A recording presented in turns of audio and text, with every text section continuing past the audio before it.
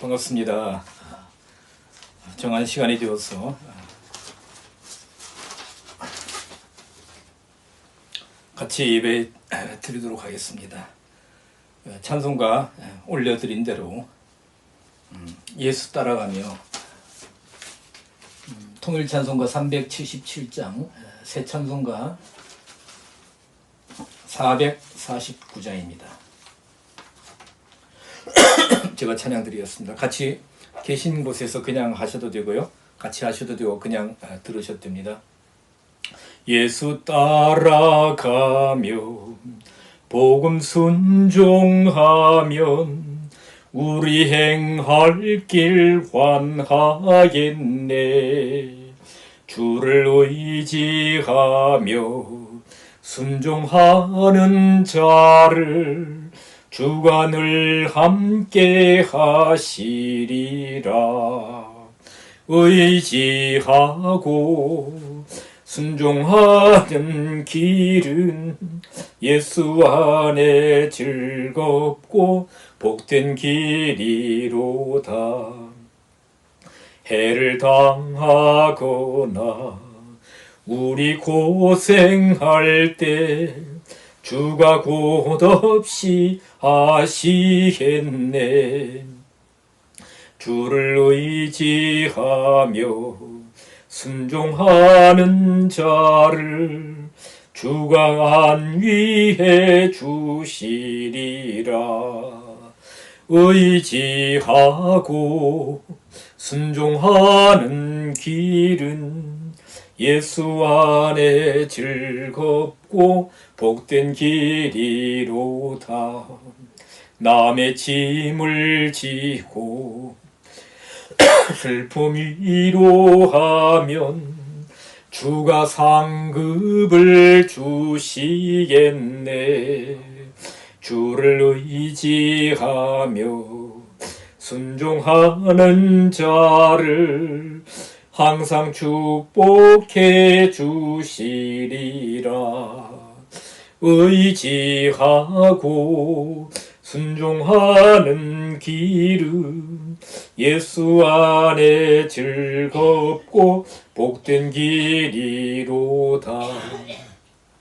우리 받은 것을 주께 다 드리면 크신 사랑을 깨닫겠네. 주를 의지하며 순종하는 자를 은혜 풍성케 하시리라. 의지하고 순종하는 길은 예수 안에 즐겁고 복된 길이로다. 주의 힘을 입어 말씀 잘 배우고 주를 모시고 살아가세. 주를 의지하며 항상 순종하면 주가 사랑해 주시리라. 의지하고 순종하는 길은 예수 안에 즐겁고 복된 길이로다. 아멘. 하는 말씀 보시도록 하겠습니다. 요한복음 1장 38절부터 42절까지 말씀입니다. 38절부터 42절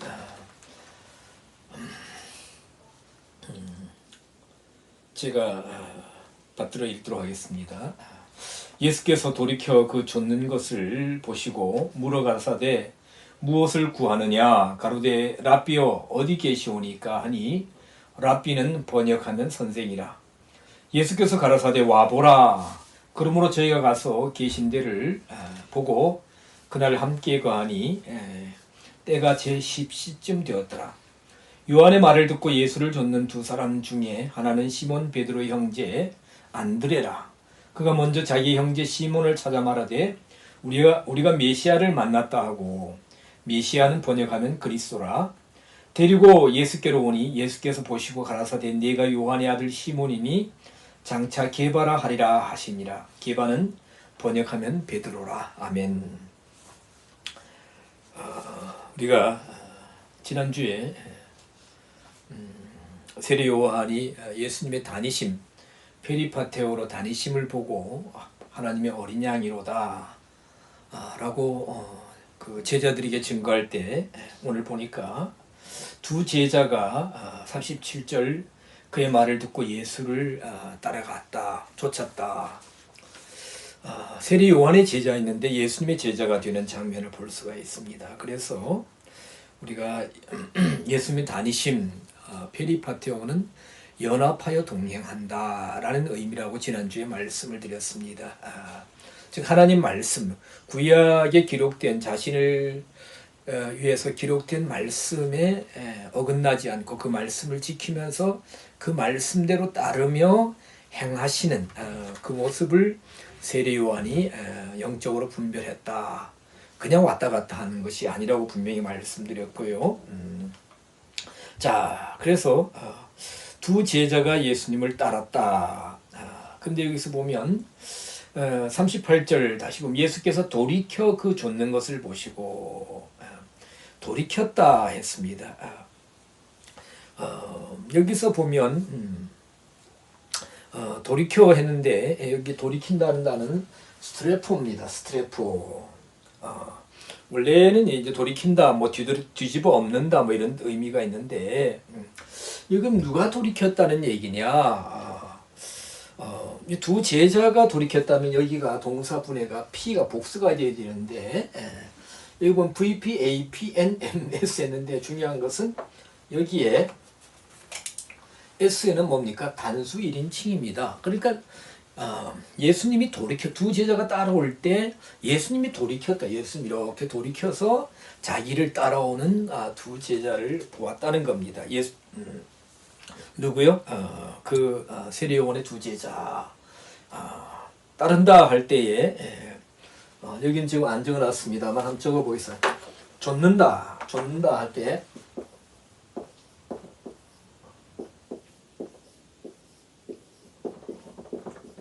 아콜루데오, 제자로서 따른다 이거인데, 여기 보면 동사 분해를 VPPAA 해가지고 MP 여기 복수죠, 그죠? 그리고 여기가 중요한 것은 A 해가지고 목적을 가지고 따른다. 목적을 가지고 두 제자가 예수님을 따랐다. 그래서 사실 두 제자가 예수님을 따를 때 예수님의 가던 발걸음이 여기 뭐 수동태로 돌이키셨다. 그래서 우리의 모든 삶에서 진실하게 예수님을 따르고자 목적을 가지고, 진실한 참된 목적을 가지고 예수님을 따르려고 하면 예수님이 돌이켜 보신다. 지나치지 아니하신다. 이렇게 볼 수 있겠죠. 근데 이 두 제자 중에 한 사람은 1장 40절을 보았지만은 안드레다. 요한의 말을 듣고 예수를 좇는 두 사람 중에 하나는 시몬 베드로의 형제 안드레. 그렇죠? 우리가 예수님의 제자 베드로, 안드레와 야고보, 요한 쭉 나오지 않습니까? 베드로와 안드레가 형제인데 우리가 여기 요한복음을 참조하면 베드로와 안드레가 원래 요한을 따르던 사람이었다는 것을 우리가 알 수 있습니다. 그 중에 한 사람이 안드레였다. 그리고 이제 오늘 예수님께서 자신을 따르는 두 제자에게 너희들이 무엇을 구하느냐.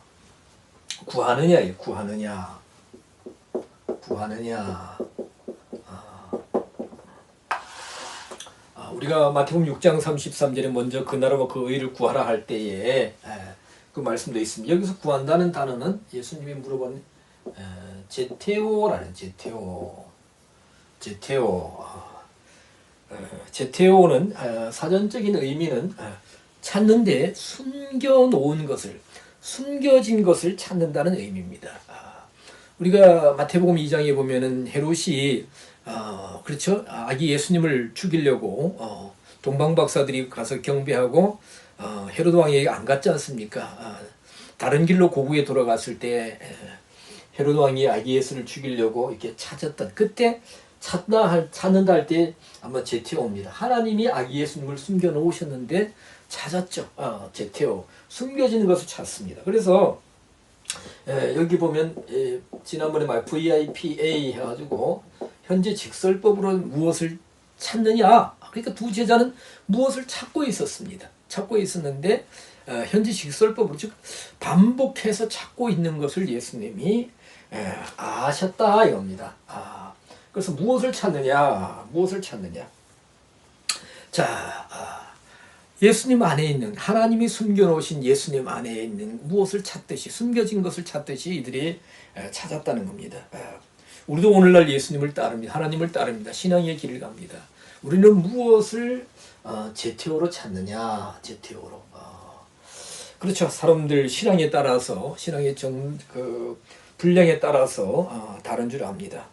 근데 두 제자가 우리가 의외의 질문을 합니다. 무엇을 찾느냐 하면 우리는 무엇을 찾는다 할까요? 근데 두 제자가 오늘 보니까 라비오 어디 계시오니까 우리가 무엇을 주실 수 있습니까? 하나님 말씀이 어떠합니까? 물론 이제 예수님 복음의 초기지만은 초기 사역 시점인데 무슨 대단한 그런 것을 찾고 묻고 하지 않고 라비오 어디 계십니까? 어디 계십니까? 아니 라비오 어디 계십니까? 어디 계시오니까. 그러니까 두 제자가 예수님께 질문하는 것은 어디 계십니까? 이게 무슨 의미예요? 무슨 의미입니까? 먼저 랍비를 보면은 이 랍비 이렇게 적습니다. 우리는 랍비 유대교에서 유대인들이 아주 존경하는 율법에 대해서 정통하고 훌륭한 가르침을 주는 분들을 랍비라고 합니다. 랍비. 지금도 랍비가 있죠.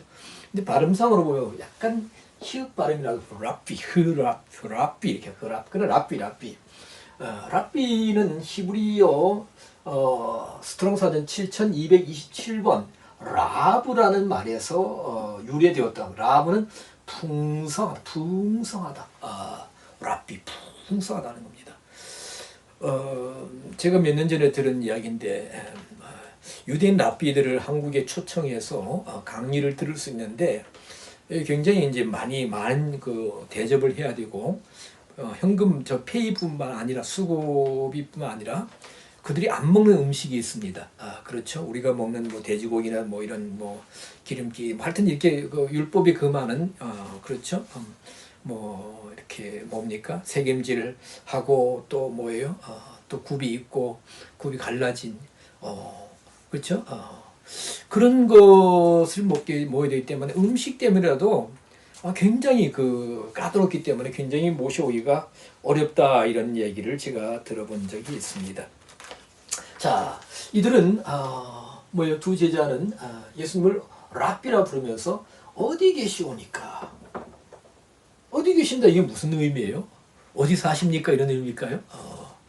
아니 지금 예수님을 새로운 스승으로 모시기 위해서 따르는데 하나님의 어린 양으로 알고 따르는데 어디 계십니까 하고 그게 무슨 상관이 있을 것 같으냐 이거예요. 도저히 이해가 안 돼. 저도 사실 질문의 의미를 그리고는 성경에서 더 이상 말씀을 안 하기 때문에 모릅니다. 그러나 우리가 이 모든 앞에 이들의 스승인 세례 요한, 바티스마 요한, 그죠? 세례 요한, 자기들의 스승의 요한의 삶을 우리가 우선 조명해 보면 우리가 잘 알다시피 하나님 말씀이 나타나는 데까지 하나님 말씀으로 이스라엘이 나타나는 데까지 세례 요한이 어디 있었느냐? 광야에 있었습니다. 광야. 히브리어로 미드바르라 그러고 헬라어로 에레모스입니다. 그리고 광야에서 또한 세례 요한이 외쳤습니다.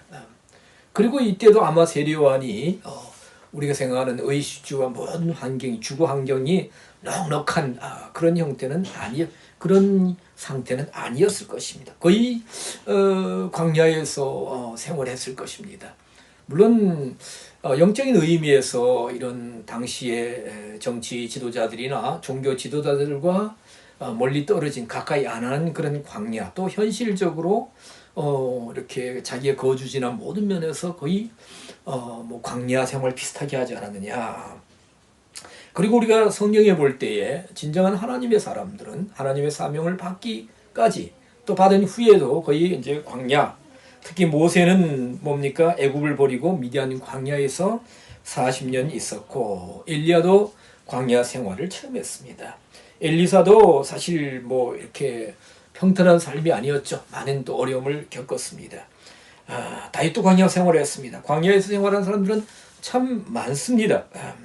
그래서 하나님의 사람들은 광야에서 하나님을 만나고 또 광야에 머물면서 하나님과 교제하고 광야로부터 하나님 말씀을 받아서 사명을 받아서 뭡니까? 그 사역이 시작되는 것을 볼 수가 있습니다. 그래서 이 두 제자의 질문이 아마 그런 의미가 아니었을까라고 저에게 감동이 왔습니다. 자, 예수님을 보십시다. 예수님은 당시 정치인들, 정치인이라면 로마의 이제 관리들이죠. 총독이 있었고, 분봉왕들이 있었고, 또 뭡니까? 또 그 총독이나 분봉왕 밑에 있는 천부장이나 백부장이나 또 관리들이 있었을 것입니다. 또 반면에 유대인들 가운데서도 종교 지도자를 할 수 없는 하여튼 지도자라고 그러는데 표면상에 드러나는 지도자처럼 보이는 대제사장들이나 서기관이나 바리새인이나 또 대제사장들 이런 사람들 위주로 되어 있는 산헤드린 공회 또 뭐예요? 사두개인들과 달리 다른 모습으로 다른 또 자세로 거주하셨을 것이 분명합니다. 그래야만 뭐예요? 구약의 모세나 엘리야나 또 다윗이나 또 진정한 하나님의 사람들처럼 광야에서 연단받고 광야에서 하나님을 만나고 광야에서 사명을 받고 광야에서 외치는 그런 하나님 사람다움의 모습이 하나님의 사람으로서의 모습이 아닐까. 그래서 우리가 사실 예수님이 이 두 제자의 질문을 받고 예수님 대답하십니다. 와보라. 와보라. 와보라. 와보라고 해주십니다. 자, 그러면 예수님 왜 이렇게 말씀하시느냐 보면 우리는 예수님 계신 곳이 어떤 거주의 형태로 거처하셨을까? 사역 초기나 또 사역 중반이나 또 사역 후기에. 왜냐하면 우리가 너무나 잘 알다시피 마태복음 8장 20절에 예수님 뭐라 하셨어요? 여우도 굴이 있고 공중의 새도 거처가 있으되 오직 인자는 머리 둘 곳이 없도다 하셨습니다. 그렇죠? 그래서 예수님이 당시에 어떤 형편에 처해 있었는지 충분히 짐작할 수가 있습니다. 우리가 성경을 읽으면서 사실 저도 이 말씀을 다시 묵상하기 전에는 예수님의 어떤 그 말씀 사역 그리고 기적과 능력 외적인 표적을 통해서 하나님 나라의 모습을 선포하시고 이루어가시는 그런 모습에 굉장히 집중되어 있었는데 오늘 이 본문을 가지고 묵상하며 준비하시면서 예수님 3년 반 동안 사역하시면서 어떻게 사셨을까? 거처가 어떻게 하셨을까? 어떤 곳에서 주무셨을까? 저녁이 되면 어디에 가셨을까라는 그런 것을 다시 한번 생각해 보았습니다. 그러면서 우리의 현재의 삶의 모습과 주거 환경과 예수님의 당시에 계시던 모습이 좀 비교가 되었습니다. 마태복음 12장 46절에 보면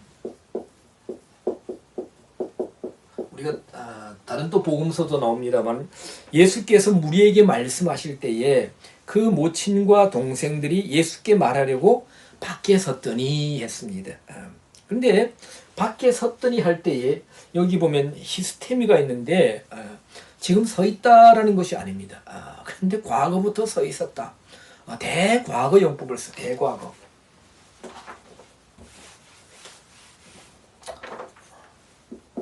대과거.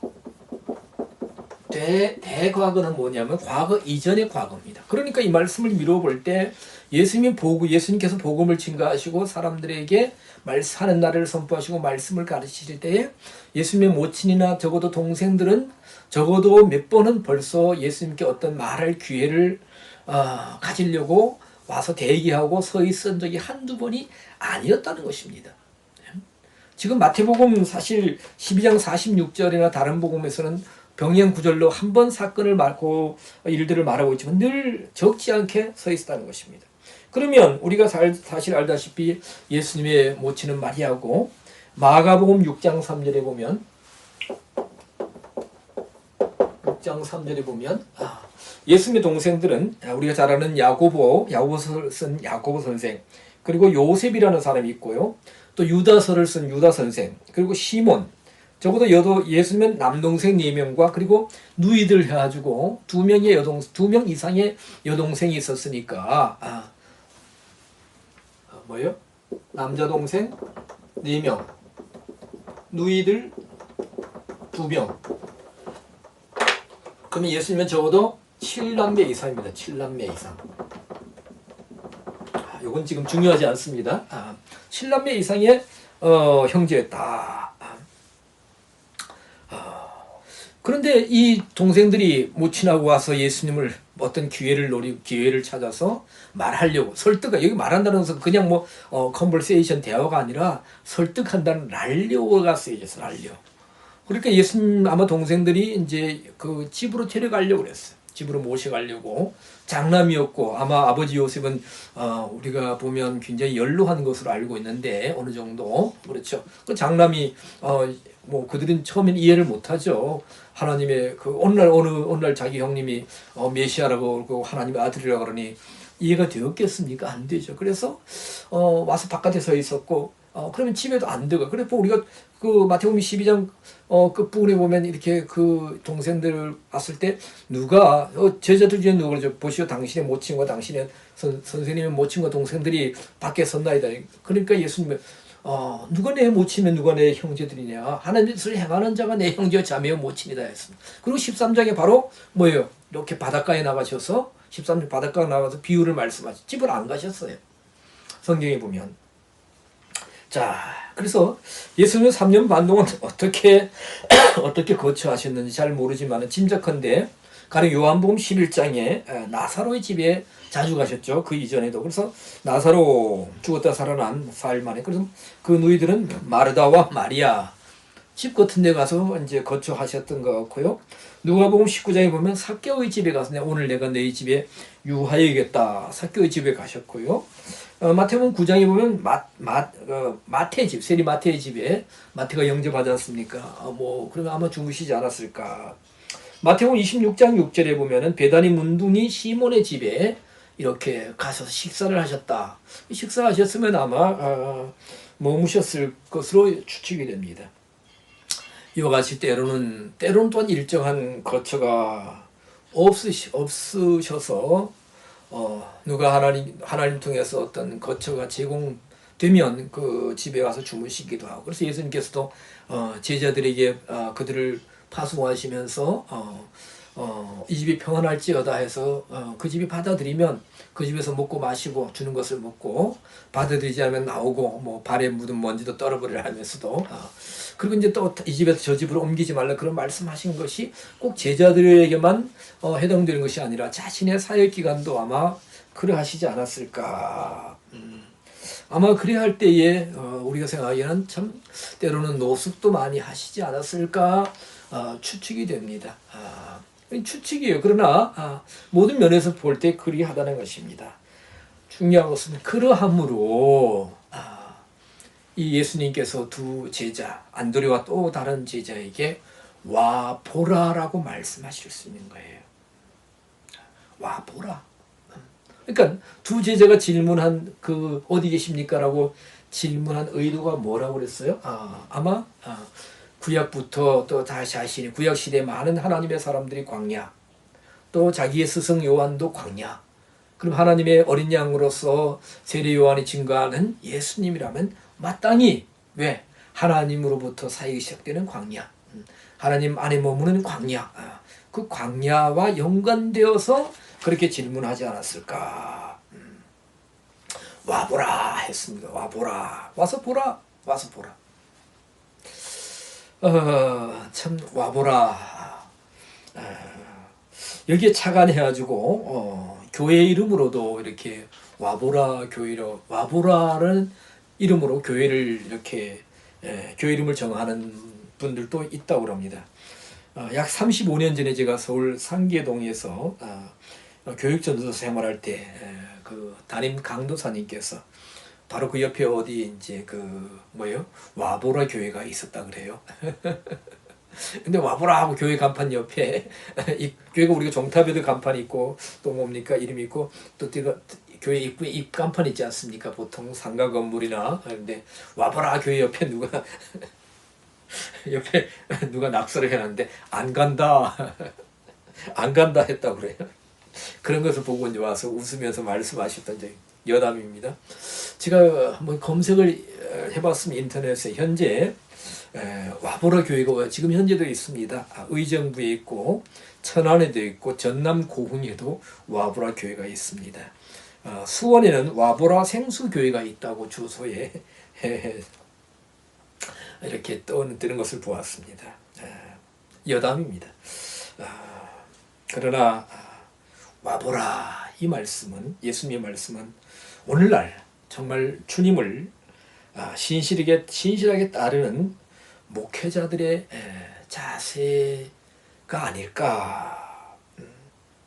예수님을 본받는다 하는 의미가 뭐겠습니까? 어떤 예수님의 열정, 예수님의 복음의 깊이, 또 예수님 하나님 말씀을 순종하고 사이의 길을 가는 그런 모습만을 본받아야 되느냐.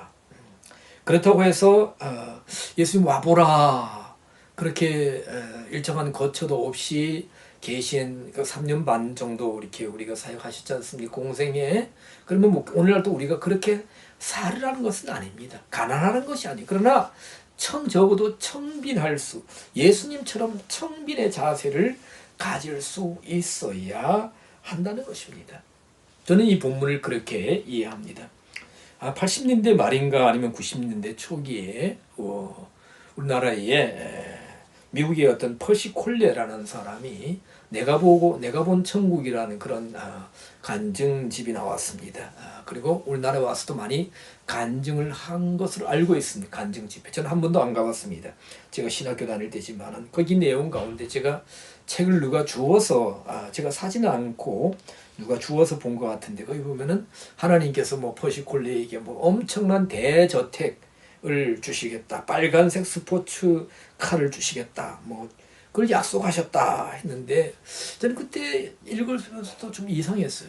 하나님의 축복 이런 거 아닌데 하나님의 사람이라면 이런 것을 주시겠느냐.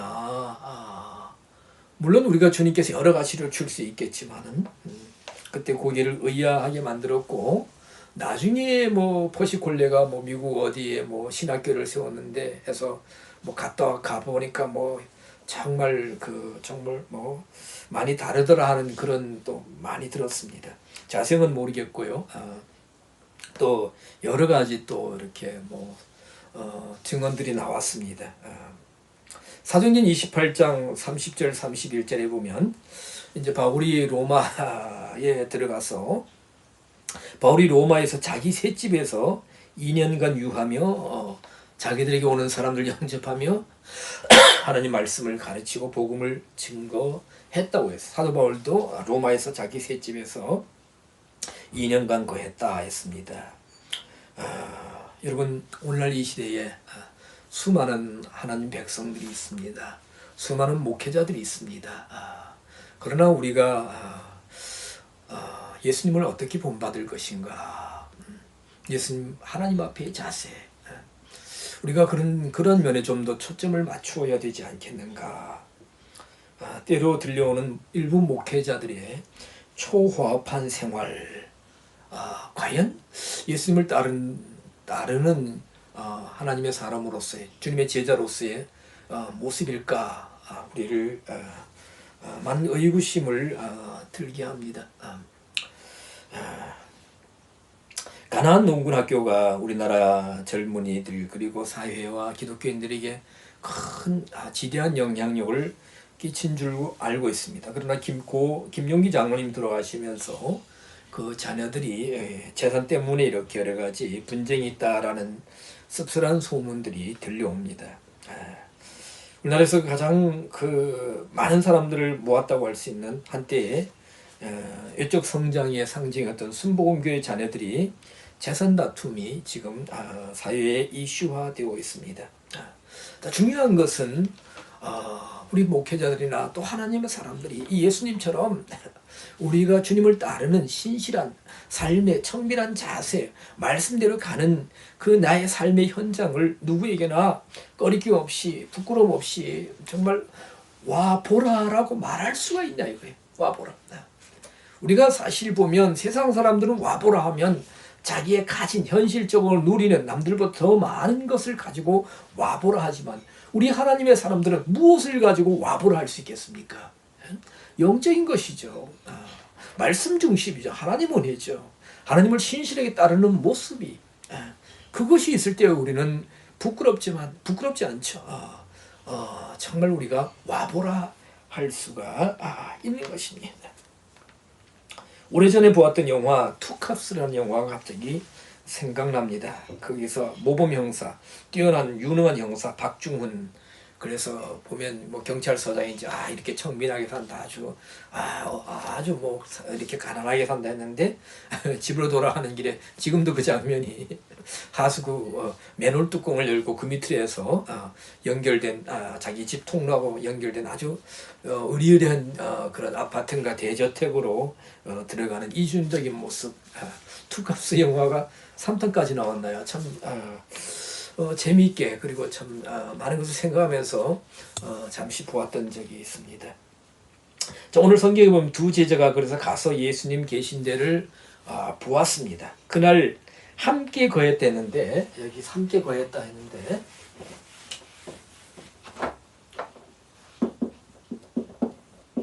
함께 거했다는데 사실 함께는 파라입니다.